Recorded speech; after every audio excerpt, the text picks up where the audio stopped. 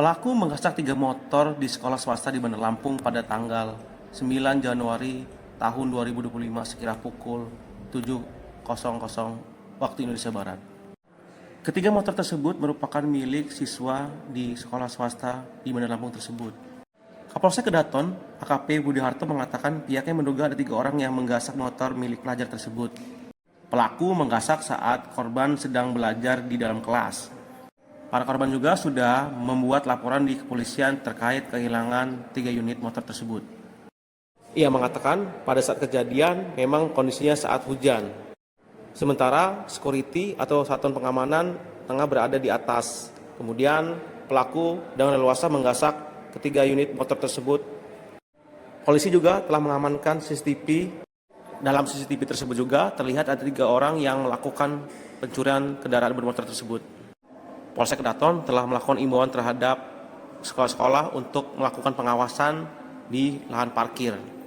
Diharapkan para siswa dan guru juga untuk menambah kunci pengaman dengan harapannya dengan tambahan kunci pengaman tersebut untuk menghambat para pelaku untuk melakukan aksinya tersebut. Untuk hasil olah TKP yang hilang terekam oleh CCTV 2 unit.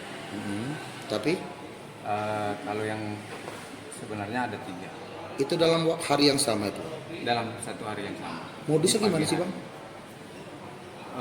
Waktu itu hujan sehingga penjaga satpam itu adanya di atas, sementara untuk parkir kendaraan itu ada di basement, sehingga dikunci, tidak ada yang jaga dan security-nya ada di atas. Kalau dari Dugaan sementara Untuk hasil yang terekam CCTV ada 3 orang. 3 orang.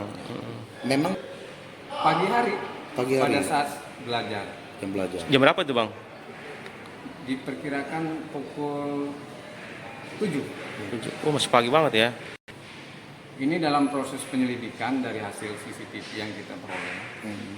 Mudah-mudahan kita bisa mengenali beberapa pelaku yang terekam. Tapi masih dalam proses ini. Itu sepeda Itu parkiran siswa yang melaksanakan sekolah di Lombang. Oke. Tanggal berapa?